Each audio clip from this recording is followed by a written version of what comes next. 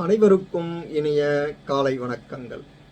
இன்றைய அமுதமொழியிலே நாம் பார்க்க இருப்பது உடல் ஆரோக்கியம் பற்றி.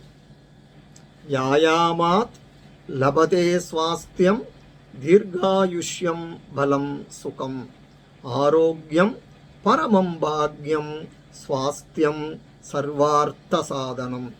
யாயாமாத் லபதே ஸ்வாஸ்தியம் தீர்காயுஷ்யம் பலம் சுகம் ஆரோக்கியம் பரமம் பாக்யம் ஸ்வாஸ்தியம் சர்வார்த்த சாதனம்.